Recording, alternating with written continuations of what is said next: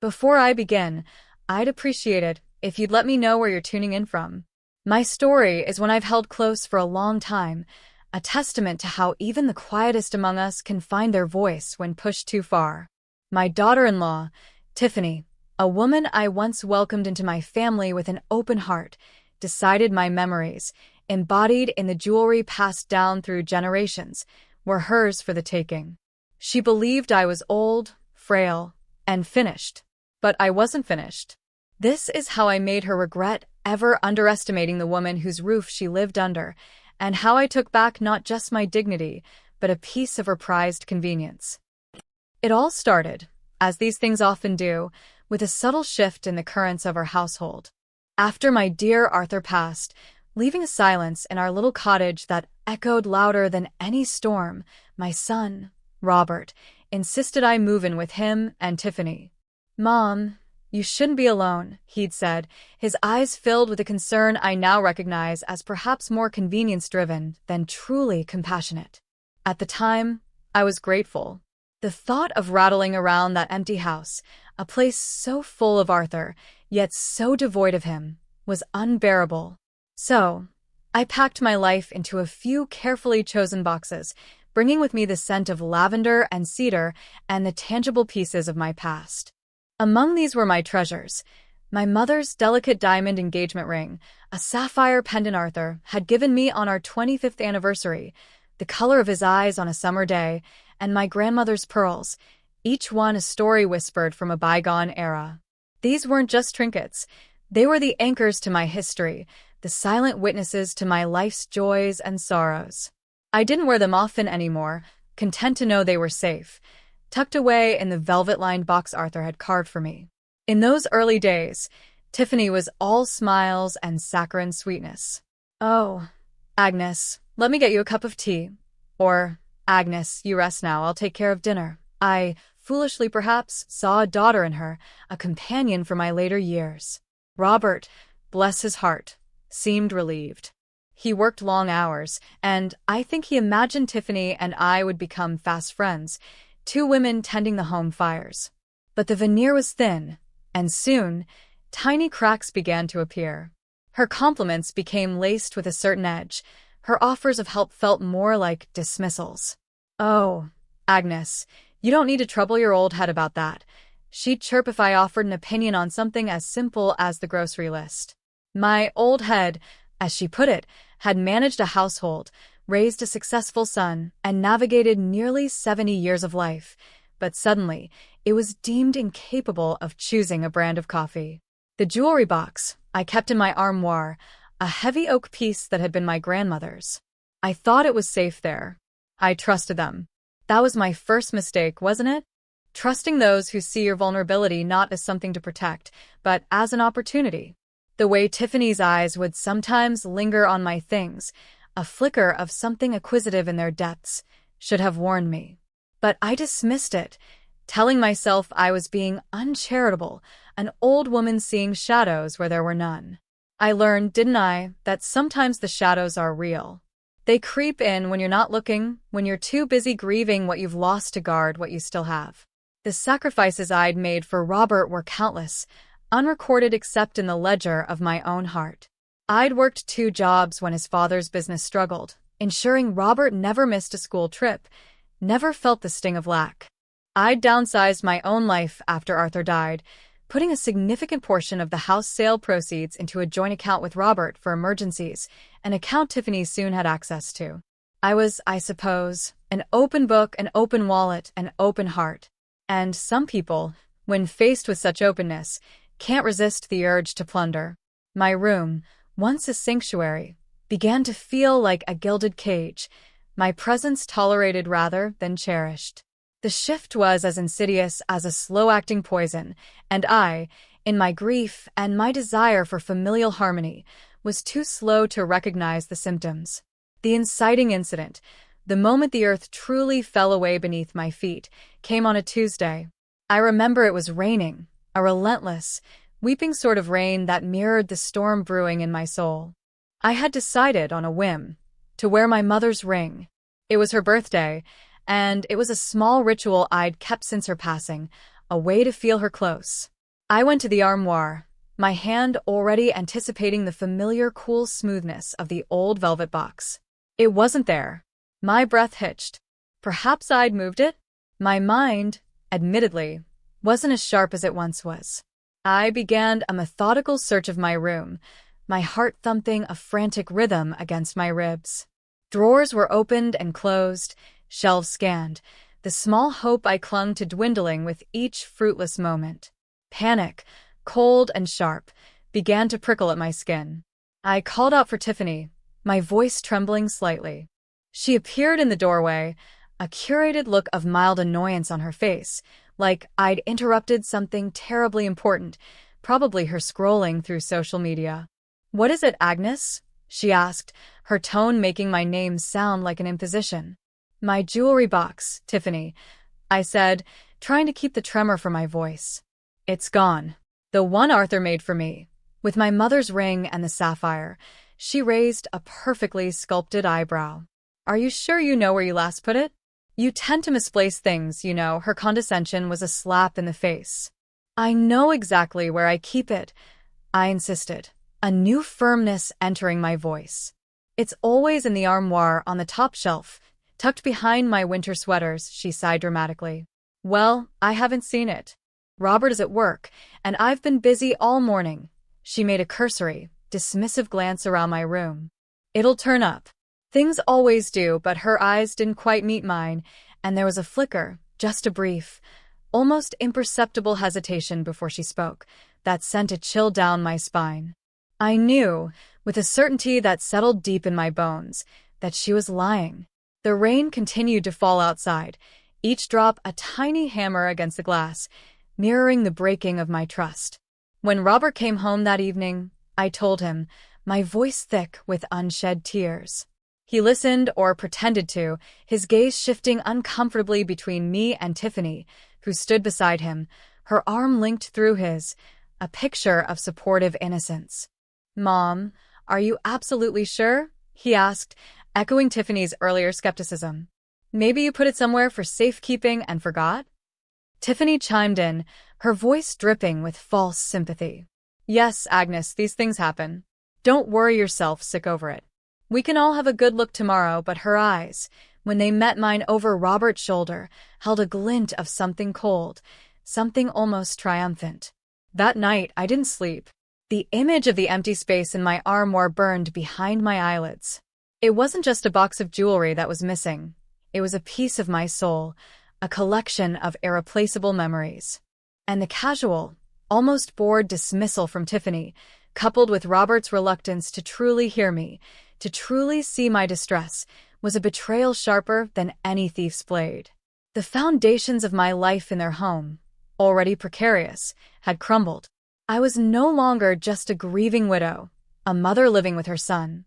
I was a victim in my own home, and the perpetrators were those I was supposed to trust implicitly. The quiet realization dawned that they didn't just see me as old. They saw me as irrelevant, my possessions as opportunities, my feelings as disposable.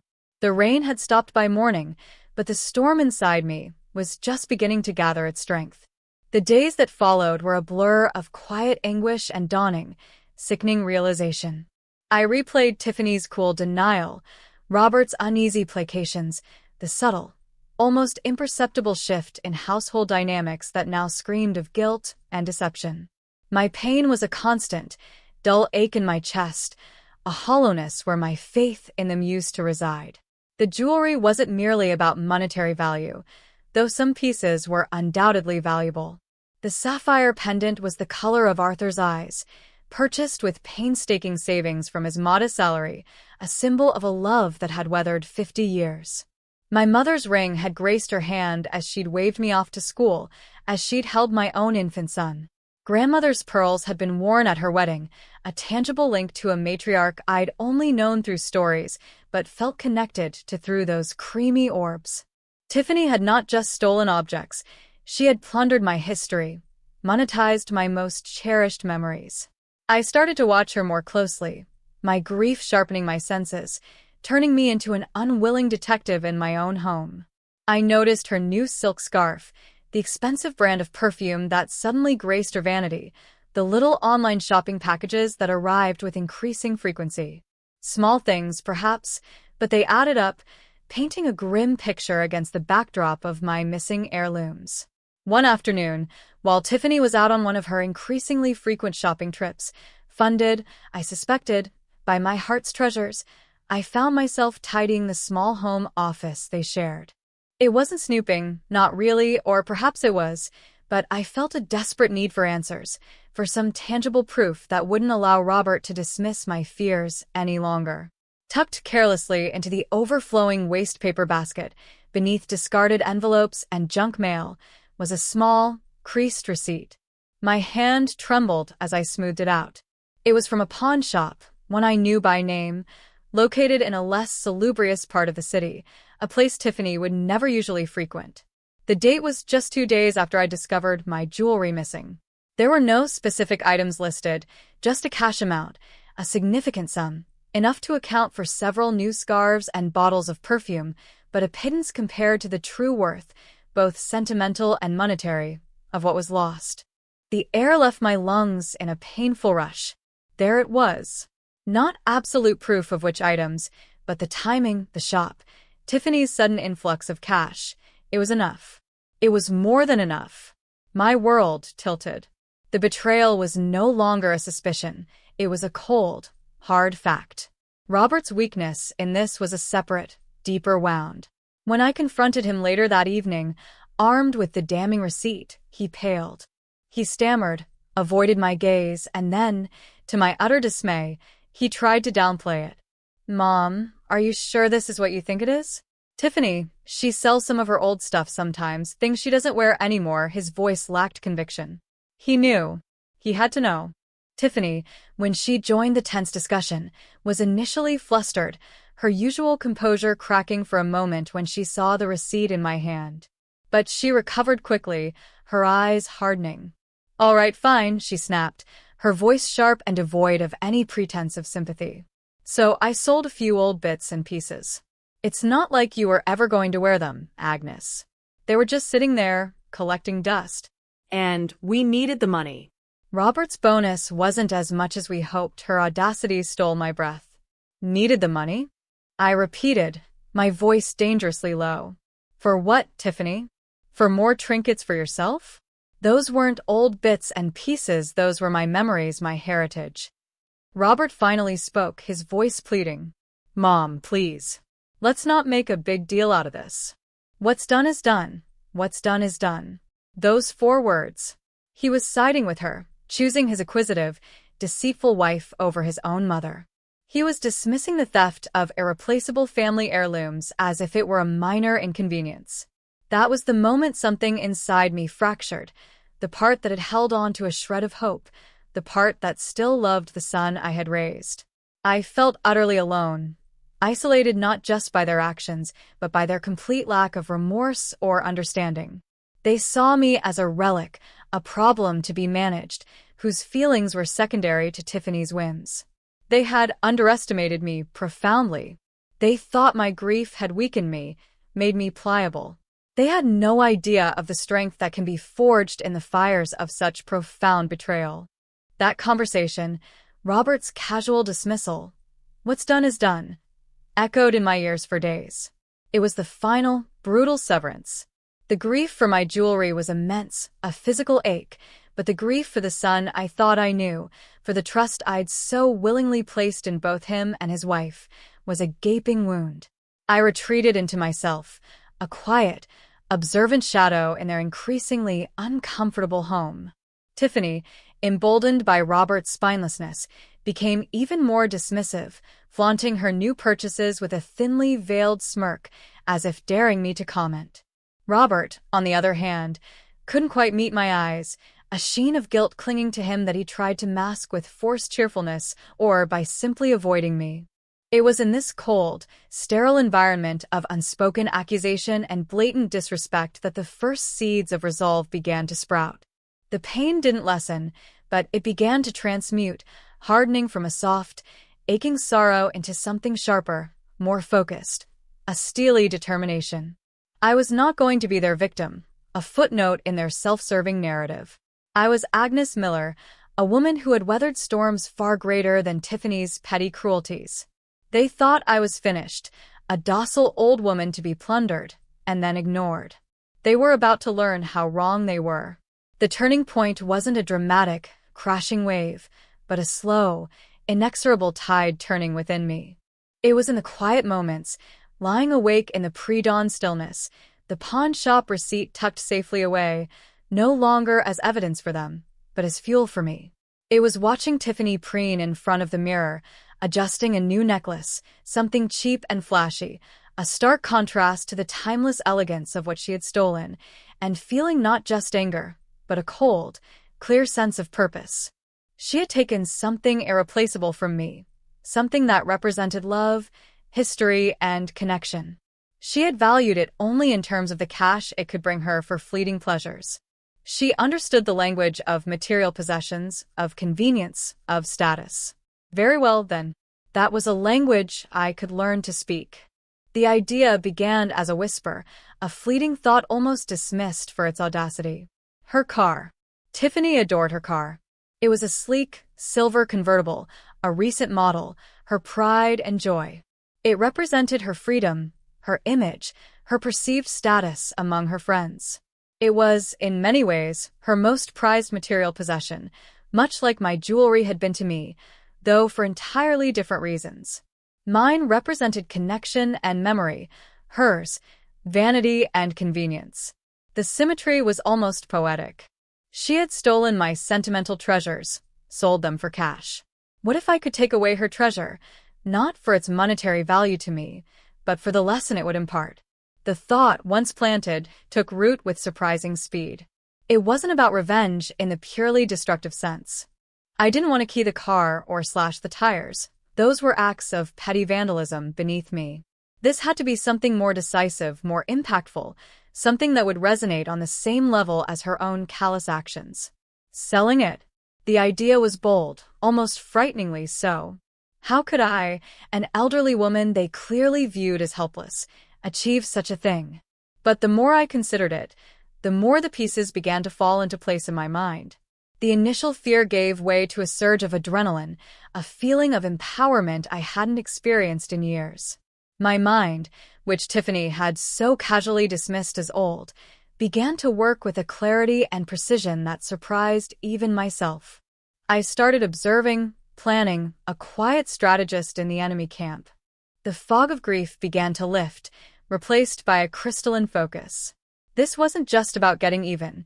It was about reclaiming my dignity, about drawing a line in the sand so deep and indelible that they would never dare cross it again.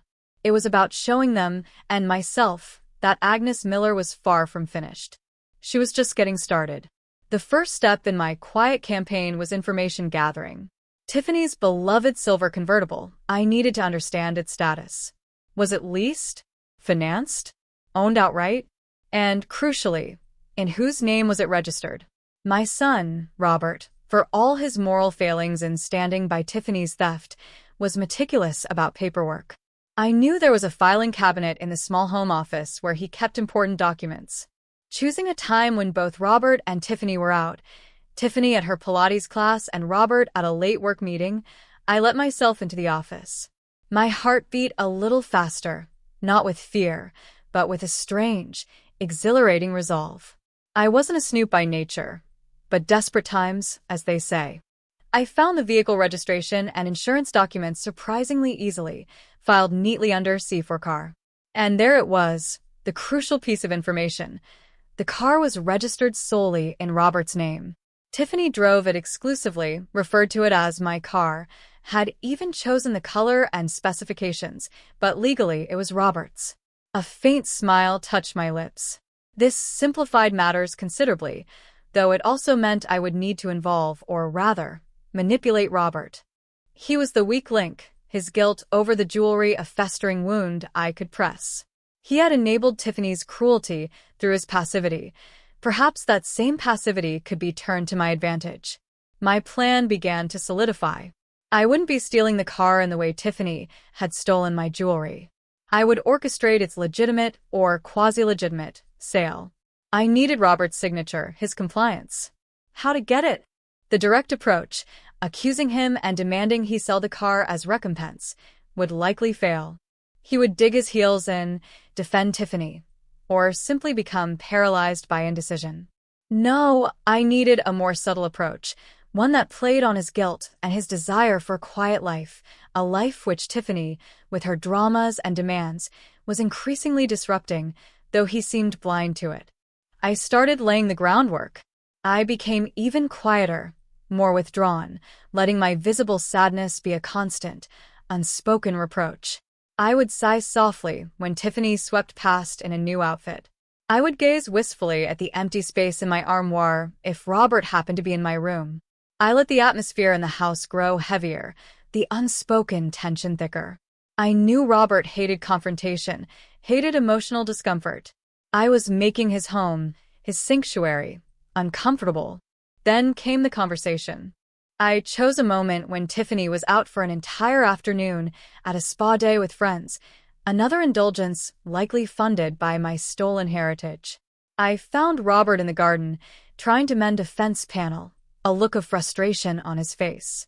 I brought him a glass of lemonade, my demeanor gentle, sorrowful. "Robert," I began, my voice soft, tinged with a carefully calibrated sadness, "we need to talk. Not about the jewelry, not directly. That's water under the bridge." As they say, he looked up, surprised, a flicker of relief in his eyes that I was seemingly letting the matter drop. That was exactly what I wanted him to think. "I've been doing a lot of thinking," I continued, settling myself on the garden bench. "About my future. About this house. It's clear I'm a burden here," he started to protest. "Mom, don't say that." But I held up a hand. "It's all right, dear. I understand. I'm old, and my ways are not Tiffany's ways. And after everything, the trust is broken, isn't it?" I let a tear escape, dabbing at it delicately. His face crumpled with guilt. "Mom, I am so sorry about the jewelry. Tiffany, she didn't think. She didn't think of me," I finished quietly. "And you, Robert, you chose not to see my pain. But that's not what I want to discuss. I want to discuss fairness. Tiffany took something of immense value from me, not just monetary but sentimental. It's gone forever. There needs to be a balancing of the scales, not for revenge, but for a sense of justice, so that I can find some peace before my time is up." I let that hang in the air. He looked thoroughly miserable. "What do you mean, Mom? What kind of balancing?" Now came the delicate part. "Tiffany values her car a great deal, doesn't she?" I watched his reaction carefully. He frowned, confused. "Her convertible? Yes, she loves that car. What about it?" "It's in your name, Robert," I stated, not as a question, but as a fact. He nodded slowly. "And you, my son, allowed my heritage to be sold for trinkets. You allowed my heart to be broken in your home. I need you to make this right, in a way that Tiffany will understand. I want you to sell her car." Robert stared at me, his jaw slack, the lemonade forgotten in his hand. "Sell Tiffany's car? Mom, you can't be serious. She'd go ballistic. It would destroy her." His immediate concern for Tiffany's reaction, rather than the profound injustice I had suffered, was another small twist of the knife, but I pressed on, my voice remaining deceptively calm. "And what about me, Robert? Wasn't I destroyed when my mother's ring, your grandmother's ring, was melted down or sold to a stranger for a pittance? When Arthur's gift, a symbol of our life together, vanished without a trace? Did Tiffany consider my feelings then? Did you?" My quiet intensity seemed to rattle him more than shouting would have. He ran a hand through his hair, looking trapped. "But Mom, it's not the same thing. That was jewelry. This is her car. How would she get around? How would it even look?" "It would look like consequences, Robert," I said firmly. "Something Tiffany seems to have a hard time understanding. As for how she would get around, there are buses, taxis. Or perhaps she could learn to appreciate the value of things she hasn't had to work for. Perhaps she could sell some of her newer acquisitions to fund her transportation." He flinched. This is extreme. Is it more extreme than stealing from your own mother, Robert? Is it more extreme than watching your wife systematically strip me of my most precious possessions and then lying about it? You stood by and let it happen. You validated her actions with your silence and your excuses. Now I am asking you, as your mother, the woman who raised you, who sacrificed for you, to do one thing for me. One thing to restore a sliver of the dignity she stripped away. I let my voice tremble, playing the part of the wounded, desperate mother, though beneath the surface, a core of cold iron was forming. If you don't do this, Robert, I continued, my gaze unwavering, then I will know, truly know, that I mean nothing to you. That my entire life of devotion to you was for naught. And I will make my own arrangements. I will leave this house, and you will not see me again. Is that what you want? It was a gamble, a high-stakes emotional blackmail, but I sensed his breaking point was near.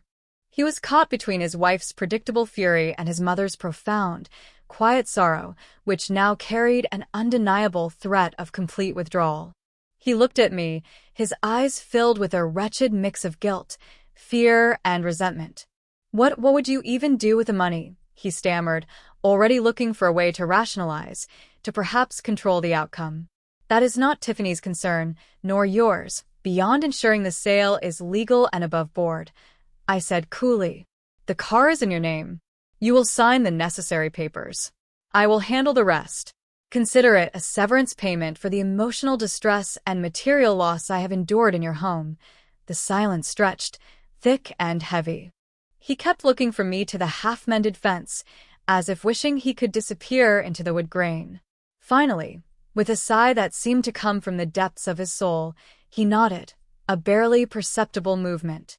All right, Mom, he whispered, his voice hoarse. All right. But you have to handle Tiffany. I can't, don't worry, Robert, I said, a flicker of triumph, quickly masked, passing through me. I will handle Tiffany. You just do what's necessary on the paperwork. I'll find a buyer.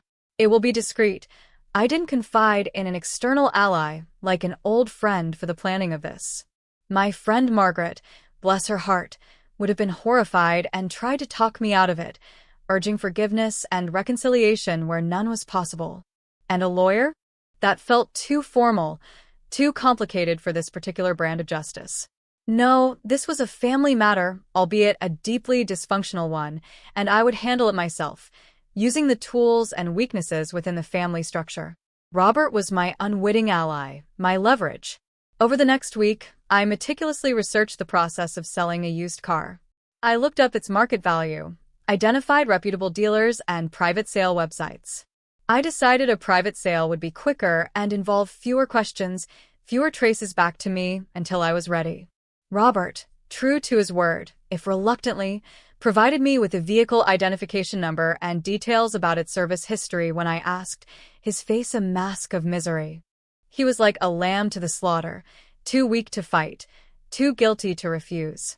He even pre-signed the title transfer document, just in case you find a buyer quickly, his hand shaking as he did so.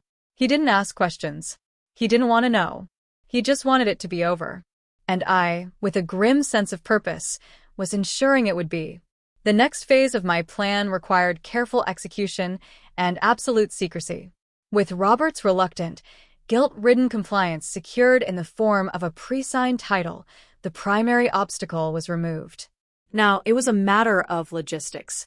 I wasn't some criminal mastermind, just a determined old woman, but I found that clarity of purpose sharpened my abilities considerably. I decided against using mainstream online platforms where Tiffany might accidentally stumble upon an ad for her own car. Instead, I remembered Arthur's old poker buddy, a man named Sal who ran a small, independent used car lot on the other side of town. Sal was a gruff but essentially decent man, someone who understood the value of discretion and a quick deal. Arthur had always said Sal could sell ice to Eskimos. I hadn't seen Sal in years, not since Arthur's funeral, but I hoped he would remember me. I took a bus, a mode of transport Tiffany would have sooner died than use, to Sal's car lot. It was a dusty, sprawling place, filled with vehicles in various states of repair and polish. Sal was older now, his face more weathered, but his eyes still held that shrewd, appraising glint. He recognized me immediately. Agnes. Good heavens. What brings you all the way out here? Last I saw you was, well, a sad day. We spoke for a few minutes about Arthur, a comfortable reminiscence that settled my nerves. Then I got to the point. Sal, I said, I have a car I need to sell. Quickly and quietly. It's a nearly new convertible, low mileage, immaculate condition. Sal raised an eyebrow. Yours, Agnes? Didn't peg you for a convertible type. It's a family matter, I said, letting a hint of weariness color my tone. It's registered to my son, and he's authorized the sale. Here are the details and the signed title. I handed him the photocopies I'd made of the registration and the title, keeping the original signed document safely with me. Sal looked them over, his expression unreadable. Silver, you said? Nice little earner, that. Why the rush, if you don't mind me asking? I met his gaze directly. Let's just say, Sal, that sometimes a clean break is the best kind of break. And the person who currently drives it, well, she wouldn't be too pleased to know it's on the market. A slow smile spread across Sal's face. He was no fool. He'd seen enough of life to read between the lines. Say no more, Agnes. Consider it handled. You want top dollar or a fast sale? A fair price, Sal, but speed and discretion are paramount, I replied. I'm not looking to get rich. I'm looking for closure, he nodded. I think I know just the buyer. Someone who appreciates a fine car and doesn't ask too many questions. Give me a couple of days. The internal monologue during this period was a constant hum of justification and resolve. Was this an extreme measure? Yes. Was it morally ambiguous? Perhaps, to an outsider. But Tiffany had shattered the moral contract first. She had committed a profound act of theft and betrayal, not just against me, but against the memory of my husband, against the legacy of our family. She had shown no remorse, only contempt. In my mind, this wasn't petty revenge. It was a carefully calibrated response, a lesson in consequences delivered in a language she would understand. She prized her image, her convenience, her material possessions. So, it was a material possession she would lose. It was about reasserting my agency, proving that I was not the feeble, irrelevant old woman they perceived me to be. Every step I took, from researching car values to meeting Sal, was a step towards reclaiming a piece of myself that they had tried to obliterate. The quiet satisfaction I felt was not malicious glee, but the grim contentment of a task undertaken out of necessity. I was careful not to let any hint of my activities show at home. I maintained my quiet, sorrowful demeanor. Tiffany continued her life, oblivious, sweeping in and out of the house, her laughter echoing too loudly in the strained silence, her car keys jingling with an arrogance she didn't know was soon to be curtailed. Robert remained withdrawn, jumping every time the phone rang, clearly dreading the inevitable fallout. He was a man tormented by his own weakness, and I felt a flicker of pity for him, but it was quickly subsumed by my own righteous anger. He had made his bed when he chose to protect Tiffany over me. Now he would have to lie in it. The waiting was the hardest part those 2 days after speaking with Sal. Every time Tiffany revved the engine of that silver convertible, a small, triumphant smile played on her lips, and I had to fight the urge to say something, to give the game away. But I held my tongue. Patience, I reminded myself. Patience and precision. Arthur always said, measure twice, cut once. I was measuring very, very carefully. The call from Sal came on a Thursday morning, just as Tiffany was preparing to leave for a luncheon with her equally vacuous friends. I took the call in my room, my heart giving a little flutter. Agnes, Sal's gravelly voice came down the line. Good news. My contact is very interested. Cash buyer. Wants to see the car this afternoon. Can you arrange for it to be available? Available? I echoed, my mind racing. Tiffany was about to leave in it. This was sooner than I expected. Yes, Sal, it will be available. Where and when? He gave me the address of a quiet parking lot near a park, a neutral meeting spot, for 2 o'clock that afternoon. And Agnes, he added, he's offering a very fair price. Just under market, for a quick, no-fuss sale. I've already negotiated him up a bit. I thanked him. my mind already working on the logistics. Tiffany usually left for her luncheons around 11:30 and wouldn't be back until 3 or 4. This was a narrow window, but workable. The challenge was getting the car keys and ensuring Tiffany didn't take the car.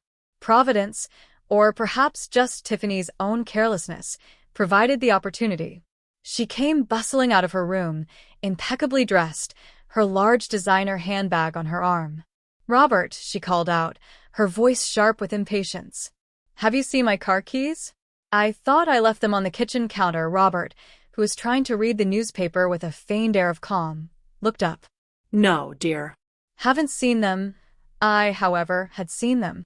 Earlier that morning, while Tiffany was in the shower, I'd seen her spare key fob lying on her nightstand.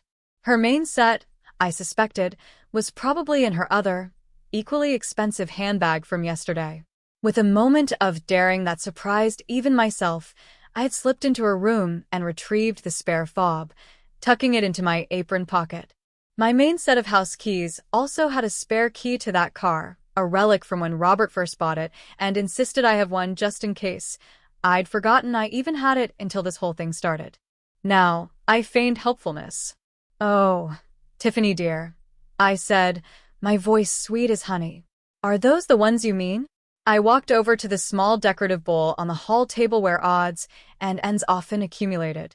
And there, as if by magic, I found a different, older set of keys, some old shed keys, and a defunct car fob of Robert's from a previous vehicle. "No, those aren't them," she huffed, clearly irritated. "My silver ones. Honestly, things just walk away in this house." She rummaged frantically in her handbag. "Ugh, I must have left them in my other bag. Robert, can you drive me? I'm going to be late." Robert looked up, a deer in headlights. Tiffany, I have that conference call at noon, remember?" "I can't," Tiffany fumed. "Well, what am I supposed to do?" This was my chance. "Tiffany," I said gently, "why don't you take a taxi today? Or an Uber? Just this once. It'll be quicker than turning the house upside down looking for keys you've misplaced." She looked at me, suspicion warring with her desperate need to not be late for her social engagement. "A taxi?" "Ugh, fine," she conceded, grabbing her phone to order one. "But someone needs to find my keys." As soon as the taxi pulled away, with a seething Tiffany inside, I moved. I retrieved the actual spare key fob from my apron and the one from my own keyring. I called Sal. "The car will be at the agreed location at 2 o'clock, Sal." "I will drive it there myself." There was a pause, then Sal chuckled. "You're a woman of hidden talents, Agnes." Driving the sleek, silver convertible through town was a surreal experience. It handled beautifully, a purring beast under my control. I imagined Tiffany's fury, her disbelief, and a grim satisfaction settled over me. This wasn't just about a car, it was about the principle. I met Sal's buyer, a quiet, professional-looking man who barely glanced at me, his focus entirely on the vehicle. He did a quick inspection, nodded, and then Sal handled the paperwork and the cash transfer to an account I had recently opened for this specific purpose. I signed where Robert had already signed as the seller, using the name A. Miller on behalf of R. Miller. It was all perfectly legal, if morally complex. The car was sold. As I took a taxi back to Robert and Tiffany's house, their house, I was already beginning to think of it that way. I felt a lightness I hadn't experienced in months. The first part of my plan was complete. Now for the confrontation. Tiffany would be home soon, expecting her chariot to be awaiting her return. The storm was about to break. Tiffany returned around 4:30, flushed from her luncheon, no doubt full of gossip and expensive food. She swept into the house, her voice preceding her. "Robert, did you find my keys? I swear, if they're not here." She stopped dead in the driveway, her gaze fixed on the empty space where her silver convertible usually gleamed. Her jaw dropped. Where's my car?" she stammered, her voice a mixture of confusion and dawning panic. Robert, who had been hovering nervously in the living room, emerged looking like a condemned man. I was sitting quietly in my armchair, knitting, a picture of serene innocence. "Robert, where is my car?" Tiffany shrieked, her voice rising several octaves. Robert wrung his hands. Tiffany, Mom wants to talk to you. Tiffany's head snapped towards me. Her eyes narrowed. You? What do you know about my car, Agnes? I set my knitting aside calmly. I know that it's been sold, Tiffany, I said, my voice even and steady. For a moment, there was complete silence, broken only by the frantic ticking of the grandfather clock in the hall. Then Tiffany exploded. Sold? What are you talking about? Sold by who? You can't just sell my car. It's mine. Actually, dear, I corrected gently. It was registered in Robert's name. And Robert, feeling a great sense of remorse for the pain and loss you inflicted upon me, agreed that it was a fair and just recompense. Robert winced, but didn't contradict me. He looked anywhere but at Tiffany or me. Tiffany stared at me, then at Robert, then back at me, her face contorting with rage and disbelief. Robert, did you let her do this? Did you sell my car? Robert mumbled something incoherent, looking at his shoes. He signed the papers, Tiffany, I supplied. It was all quite legal. The new owner picked it up this afternoon. You old witch, she screamed, lunging towards me. Robert, galvanized into action for once, stepped between us. Tiffany, stop. Calm down. Calm down, she shrieked, pushing against him. She sold my car. That interfering, senile old biddy sold my beautiful car. The insults bounced off me. I had anticipated this rage, this venom. I remained seated, my composure a stark contrast to her hysteria. I am not senile, Tiffany, I said, my voice cutting through her tirade. And I am not interfering. I am merely balancing the scales. You took from me items of immense sentimental value, things that can never be replaced. You sold my memories for trinkets. I, in turn, have arranged the sale of your prized material possession. An eye for an eye, wouldn't you say? Or perhaps a necklace for a Nissan, a ring for Renault? Though in this case, it was a rather lovely convertible, wasn't it? Her face went from red to white. You did this because of that stupid old jewelry? Are you insane? That was different. Different how, Tiffany? I pressed. Because it was my jewelry, and therefore of no consequence to you? Because I was just an old woman whose feelings didn't matter? You understand the value of a car, the inconvenience of not having one. Perhaps now you'll have a small taste of what it feels like to have something precious taken from you, something you can't just replace with a swipe of a credit card. She was sputtering, speechless with fury. Robert, you let her do this. You are pathetic. I want my car back. Call the police. The police? I chuckled softly. And tell them what, Tiffany? That your husband sold his own car, a vehicle legally registered in his name? I don't think they'd be very interested. The money, by the way, has been safely deposited into an account that you have no access to. This last piece of information seemed to deflate her slightly, the fight going out of her as the practical, financial implications began to sink in. She turned on Robert, her voice a low, furious hiss. You will pay for this, Robert. Both of you will pay for this. She stormed off towards her bedroom, slamming the door so hard the pictures on the wall rattled. Robert sank into a chair, his head in his hands. Mom, he groaned. What have you done? I looked at him, my gaze unwavering. I've done what you didn't have the courage to do, Robert. I've stood up for myself. I've shown your wife that there are consequences to her actions. And I've reclaimed a measure of my dignity. There was no triumph in my voice, only a quiet, resolute finality. The storm had broken, and I had weathered it, emerging not unscathed, but undeniably stronger. The immediate aftermath was as chaotic and unpleasant as I had anticipated, though it affected them far more than it did me. Tiffany's initial volcanic eruption simmered down into a protracted, icy fury.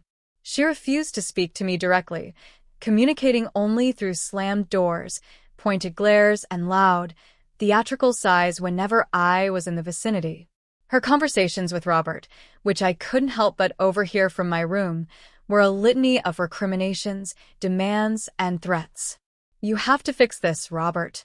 You have to get my car back, or buy me a new one, an even better one, she'd rage. Robert, caught in the crossfire of his wife's fury and his own lingering guilt and newfound fear of my resolve, was a wreck. He tried to reason with her, feebly pointing out that the car was legally sold and the money wasn't readily available for replacement. This, of course, only fueled her anger. What do you mean the money isn't available? Your mother has it. Make her give it back. But he knew, I think, that there was no making me do anything anymore. The power dynamic in the house had irrevocably shifted. I observed their turmoil with a detached sort of calm. There was a part of me, the mother in me, that felt a pang of sorrow for Robert's misery, but it was overshadowed by the knowledge that he had brought much of this upon himself through his weakness and his willingness to condone Tiffany's cruelty. As for Tiffany, I felt no sympathy whatsoever. She was experiencing the direct consequences of her greed and disrespect. The loss of her car was a significant blow to her lifestyle and her ego. She was suddenly reliant on Robert for lifts, or faced the indignity, in her eyes, of taxis and public transport. Her social life, which revolved heavily around her ability to flit from one engagement to another in her shiny convertible, took a noticeable hit. I overheard her complaining bitterly to one of her friends on the phone. "Can you believe it? Agnes, that horrid old woman, actually sold my car. Robert just let her. I'm practically a prisoner here."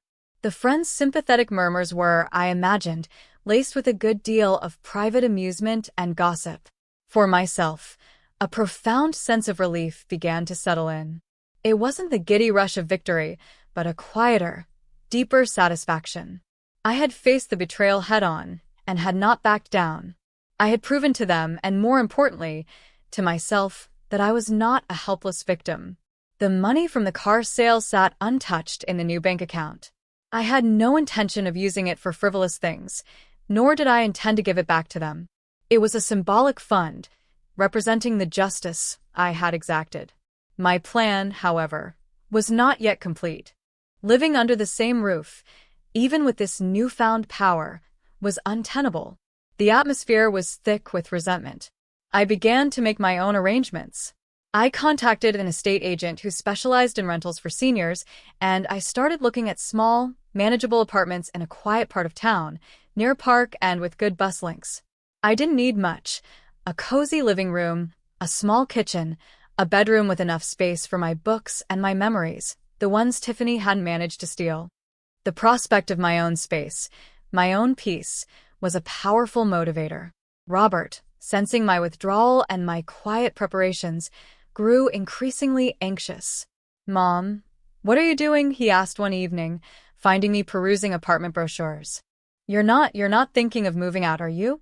"And why wouldn't I, Robert?" I asked calmly. "This is hardly a home anymore, is it? It's a battleground. I think it's best for everyone if I find my own place. A place where my belongings are safe, and my presence is not a source of constant irritation. The thought of me leaving, of losing his live-in, unpaid housekeeper, and the buffer I sometimes provided, however unwillingly, against Tiffany's more outrageous demands, clearly unnerved him. But he had forfeited the right to ask me to stay. The sale of the car was not just an act of retribution. It was my declaration of independence. The process of finding and securing my own small apartment was surprisingly swift. It was as if the universe, sensing my need for peace, conspired to help me. I found a lovely one-bedroom flat on the second floor of a well-maintained building, overlooking a small community garden. It had a little balcony where I could put a chair and some plants. It was modest, but it felt like a palace of freedom to me. I used a portion of the car money for the deposit and the first month's rent, a decision that felt fitting. Tiffany's prized possession was, in a way, funding my escape from her orbit. Robert watched my preparations with a mixture of dismay and resignation. He offered, half-heartedly, to help me move, an offer I politely declined. I hired a small local moving company, wanting to make this transition on my own terms. Tiffany, predictably, made herself scarce on moving day, off to commiserate with a friend, no doubt painting herself as the aggrieved party. The day I left their house was filled with a quiet sense of liberation. As the movers carried out my few boxes, my books, my clothes, the photographs Tiffany hadn't thought to monetize, I took one last look around my room. The armoire where my jewelry box once sat was now just a piece of furniture. The memories associated with it were tinged with sadness, but also with the knowledge that I had not allowed that violation to define me. My last interaction with Robert was brief.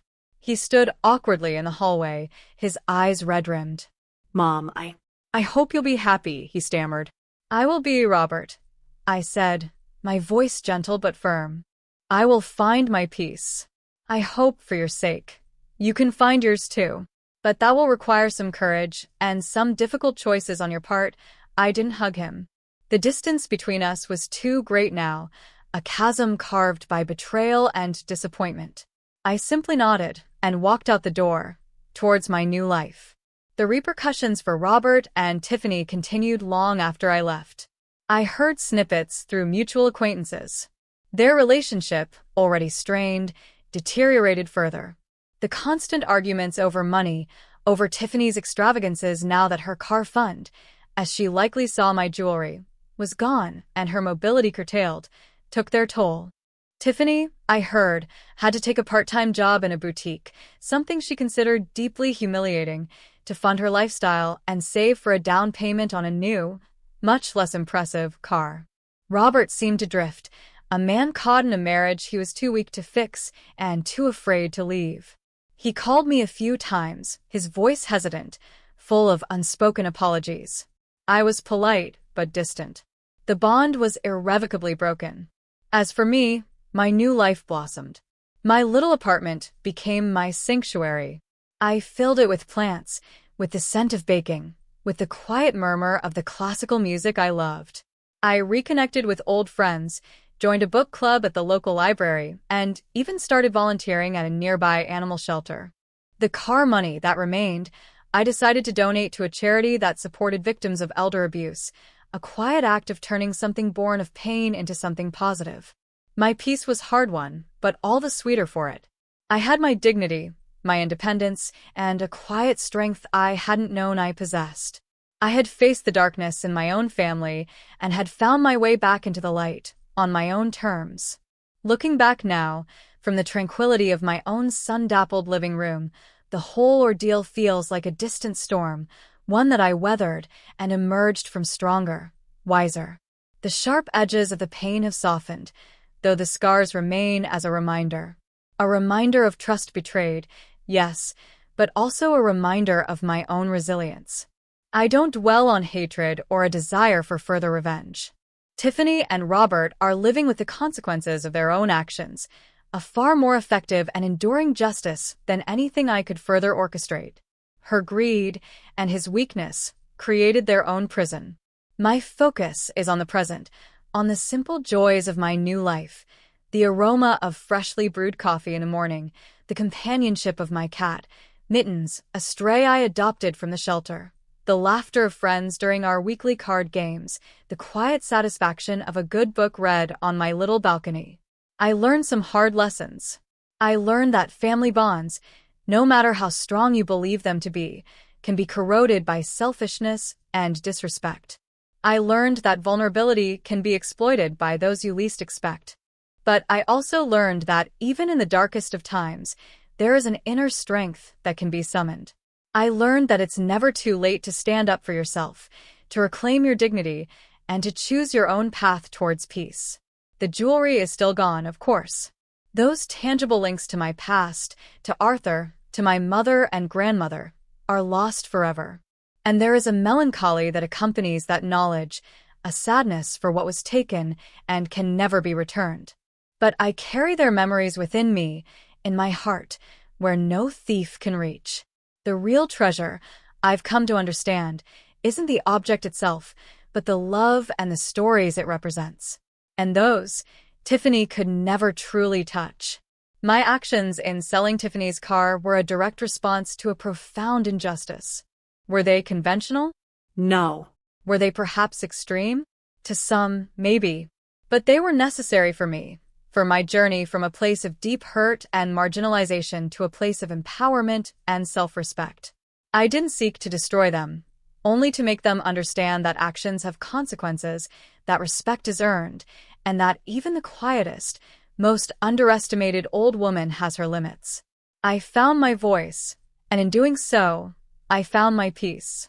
And that, I believe, is the best kind of indication. Thank you for listening to my story.